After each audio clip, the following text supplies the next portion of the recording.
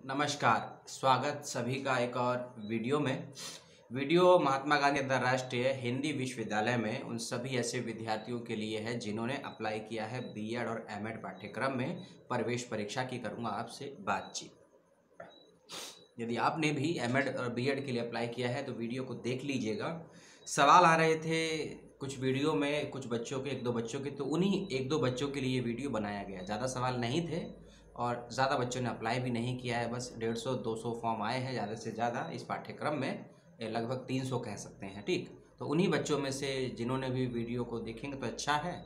क्या पढ़ना है मैं बता देता हूँ, लेकिन उसमें से सवाल कितने होंगे ये आपका नसीब होगा और आपकी क्षमता होगी अध्ययन अध्यापन की। ठीक है, तो पहले कुछ चीज़ें बता दूंगा और कुछ किताबों का लिंक आपको दे दूंगा। वीडियो के डिस्क्रिप्शन में जाइएगा, उसको पढ़ लीजिएगा, डाउनलोड कर लीजिएगा, फ्री है।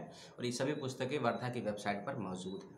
क्योंकि सवाल ये भी था कि हमको पाठ्यक्रम नहीं मालूम है कि प्रवेश परीक्षा का जो पाठ्यक्रम है वह क्या रहेगा और सवाल किस किस तरीके से पूछे जा सकते हैं। ठीक है, और किस फील्ड के सवाल ज़्यादा होंगे, खासकर लैंग्वेज के सवाल रहेंगे या सोशल साइंस के रहेंगे, साइंस के रहेंगे, क्या रहेगी पेडागोजी, क्या रहेंगे एप्टीट्यूड, ये सब बातें इस वीडियो में आपसे करूँगा। स्वास्थ्य खराब नहीं है मेरा, बहुत ज़्यादा खराब है, इस बात का ध्यान रखिएगा। लेकिन आपकी परीक्षा है तो एक व्यक्ति के स्वास्थ्य का लाभ या फ़ायदा आपको जो उठाना है उठा लीजिए। सबसे पहली चीज़, हिंदी विश्वविद्यालय है, ऊपर से अंतर्राष्ट्रीय हिंदी विश्वविद्यालय है। प्रवेश परीक्षा का जो भी माध्यम रहेगा 100% हिंदी में रहेगा, इस बात का ध्यान रखिएगा। बाइलिंगुअल नहीं होगा, केवल हिंदी में आपके सवाल होंगे और हिंदी में उनके ऑप्शन, और आपको जवाब भी वही देना होगा। जो कई बार विश्वविद्यालयों में आपको मिलता होगा कि 2 लैंग्वेज में परीक्षाएं होती हैं, हिंदी में भी इंग्लिश में भी, और आप ऑनलाइन में ऑप्शन को चूज़ करते हैं, हिंदी में या इंग्लिश में कर लेते हैं। लेकिन वर्धा विश्वविद्यालय की परीक्षा केवल हिंदी में होगी, इसी के नाम में ही जुड़ा हुआ है अंतर्राष्ट्रीय हिंदी विश्वविद्यालय। ठीक है, और बीएड एमएड ही नहीं, इस विश्वविद्यालय के जितने भी पाठ्यक्रम हैं, संस्कृत, इंग्लिश, उर्दू, मराठी को छोड़कर अन्य सभी पाठ्यक्रमों की पढ़ाई लिखाई हिंदी माध्यम में ही होती है। चाहे कॉमर्स हो, चाहे लॉ हो, चाहे एमसी हो या बीसी हो, बीटेक हो, इस बात ध्यान रखिएगा। ठीक है, एमसीक्यू माध्यम से सवाल जवाब होंगे, 100 सवाल पूछे जाएंगे और हिंदी माध्यम में आपके सवाल होंगे। ठीक है, अपना पेपर आप कंप्यूटर पे, लैपटॉप पे, डेस्कटॉप पे, मैक के या किसी एंड्रॉयड फोन, स्मार्टफोन पे दे सकते हैं। ठीक, एक सवाल और आया था कि हमको एप्लीकेशन डाउनलोड करने में दिक्कत है। लास्ट वीडियो को देखिएगा, लास्ट वीडियो में मैंने एक पीडीएफ फाइल का लिंक दिया है, 5 फाइल के लिंक दिए हैं। एक फाइल को ओपन करिएगा जिसमें एप्लीकेशन सॉफ्टवेयर का लिंक उसी पीडीएफ फाइल में जनरेट करके दिया हुआ है, उसको आप जाइए, डाउनलोड कीजिए, फिर इंस्टॉल कीजिए, और इंस्टॉल करने के बाद आपके डिवाइस में कैसे वर्क करता है उसको चेक करके देखिए। यदि कोई समस्या होती है तो विश्वविद्यालय की तकनीकी टीम से संपर्क कर सकते हैं। हो गए आपके सवाल जवाब। अब आते हैं वीडियो के कंटेंट पे। क्या पढ़ना है पहले सुन लीजिए। ठीक है, शिक्षा एवं शिक्षा का प्रयोजन। विद्यार्थी के संदर्भ में शिक्षा का प्रयोजन क्या हो सकता है? समकालीन भारतीय शिक्षा व्यवस्था, आईसीटी से बोलते हैं ना, ये क्या बोलते हैं, इंफॉर्मेशन कम्युनिकेशन टेक्नोलॉजी, इन सब चीज़ों का शिक्षा या एजुकेशन में क्या योगदान है। हर विश्वविद्यालय के अपने अपने कुछ आयोग होते हैं, संगठन होते हैं, उसका प्रबंधन मैनेजमेंट कैसे करना है ये सब आपको पढ़ना होगा। इसके अलावा थोड़ा व्याकरण भी देखना होगा आपको। ठीक है, व्याकरण के अलावा आपको अधिगम भी देखना होगा, अधिगम शिक्षण भी देखना होगा। शैक्षिक आंकलन, किसी भी व्यक्ति को हम ऑब्जर्व कैसे करते हैं शिक्षा के आधार पर, क्या क्या उसके पैरामीटर, क्या क्या उसकी कसौटियाँ होती हैं, ये सब आप देखिएगा। मैं भी आपको बताऊंगा कि इसका स्तर क्या रहेगा, आपको किस स्तर पर पढ़ना है। पढ़ना ये है, लेकिन किस स्तर पर पढ़ना है मैं आपको आगे बताऊंगा। और हाँ, मैं एजुकेशन से संबंधित नहीं हूँ, मैं सोशल साइंस का हूँ, इस बात का ध्यान रखिएगा। तो ज़्यादा समझ मुझे नहीं है शिक्षा और एजुकेशन की। ठीक है, अगला है आपका प्रबंधन और नेतृत्व की क्षमता, यानी कि विश्वविद्यालयों का प्रबंधन और विश्वविद्यालयों में नेतृत्व की क्षमता का क्या क्या पैरामीटर और कार्यक्रम होते हैं उसको देखिएगा। और उसके अलावा शिक्षण अनुभव कार्यक्रम, विश्वविद्यालय में कई प्रकार के फैकल्टी डेवलपमेंट प्रोग्राम होते हैं, वर्कशॉप होती है।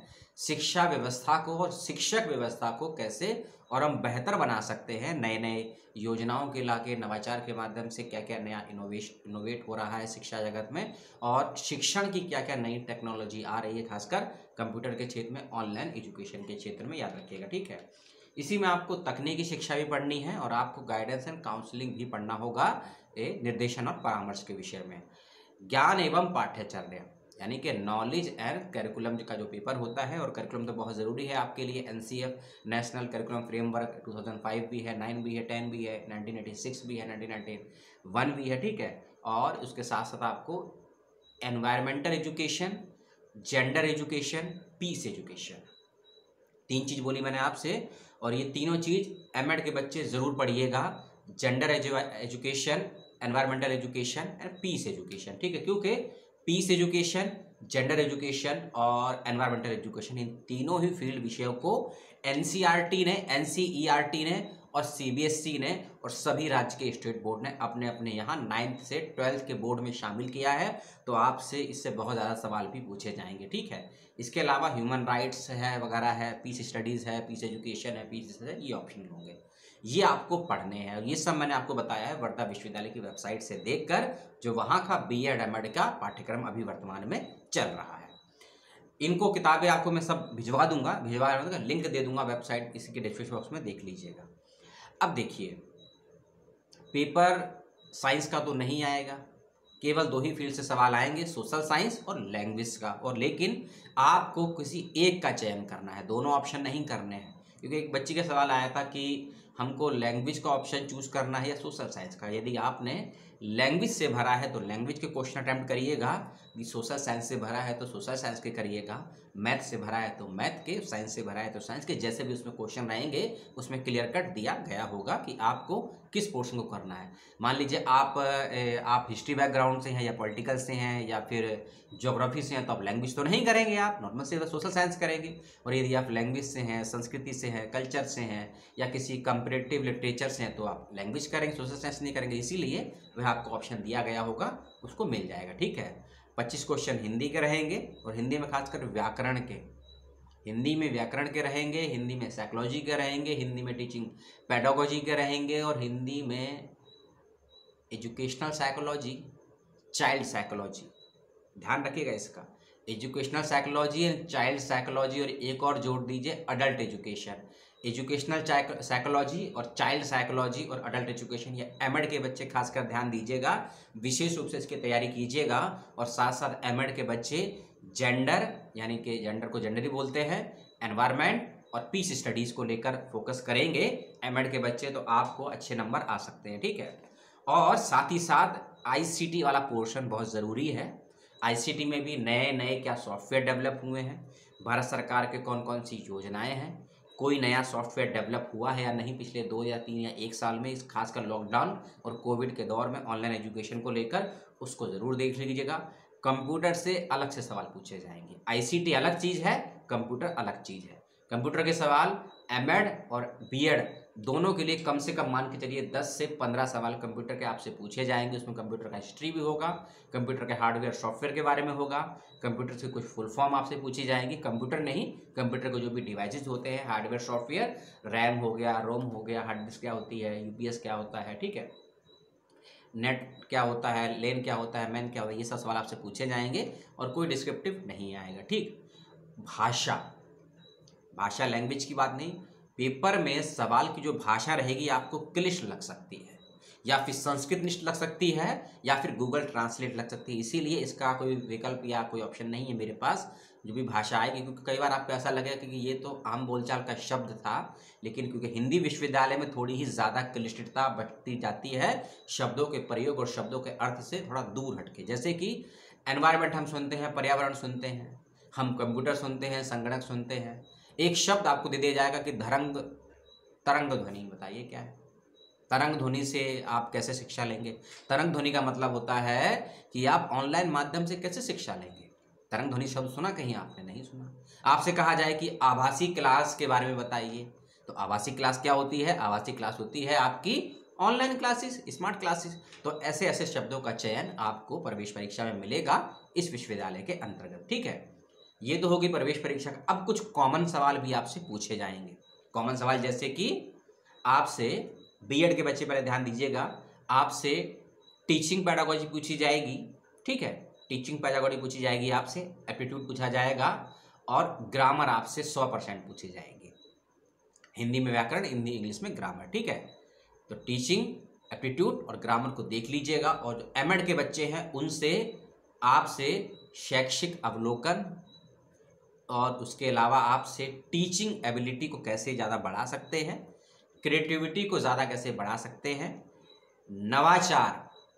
नवाचार के क्या क्या नए नए डायमेंशन पैरामीटर्स हैं उसको ज़रूर देख लीजिएगा। और एमएड के बच्चे ही गाइडेंस एंड काउंसलिंग को ज़रूर से ज़रूर देखिएगा, इस बात का ध्यान रखिएगा। और कैरिकुलम वाला पॉइंट जो, और खासकर नॉलेज 11वां पाठ्यचर्या बीएड एमएड दोनों के बच्चे ध्यान दीजिएगा, ठीक है।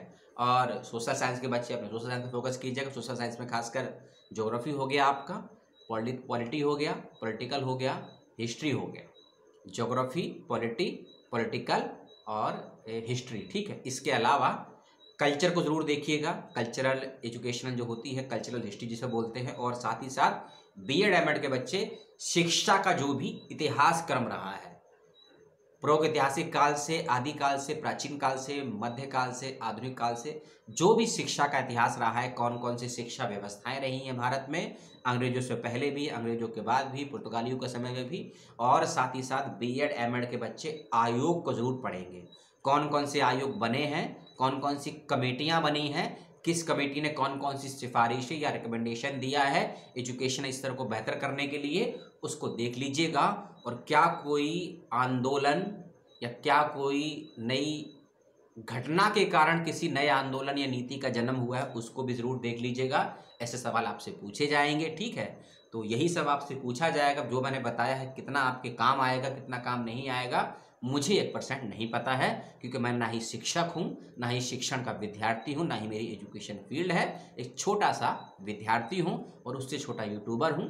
आप मुझे अपना भाई, दोस्त, सखा कुछ भी मान सकते हैं। आप सभी का बहुत बहुत शुभकामनाएं परीक्षाओं के लिए, क्योंकि परीक्षाओं की तिथि आ चुकी है, शेड्यूल आपको बता दिया है। इसके बावजूद मन में कोई सवाल हो, शंका हो, मेरे से कुछ जानना चाहते हो, कुछ शेयर करना चाहते हो, तो कमेंट भी कर सकते हैं, मुझे ईमेल भी कर सकते हैं, फेसबुक के मैसेज बॉक्स पे जाकर मुझे वहाँ भी आप पर्सनली मैसेज कर सकते हैं। अपना फ़ोन नंबर और ईमेल आईडी यदि आप शेयर करना चाहते हैं तो कमेंट बॉक्स में मत करिएगा शेयर, मुझे पर्सनली भेजिए ईमेल से या फेसबुक से, क्योंकि ये दोनों चीज़ें ना ही मुझे देना अच्छा लगता है सार्वजनिक रूप से, ना ही मांगना। इसीलिए अगर कुछ पर्सनली बातें हैं, ईमेल या फ़ोन नंबर जो भी है ईमेल पे करिए या फिर ये फेसबुक पे करिए। बहुत बहुत धन्यवाद समय देने के लिए और आपको शुभकामनाएं। वीडियो को लाइक डिसलाइक जो करना है आप लोग कर दीजिए। नेक्स्ट वीडियो में बात करूंगा आपसे किसी और अपडेट और नोटिफिकेशन के साथ। तब तक के लिए जय हिंद, जय भारत, सलाम।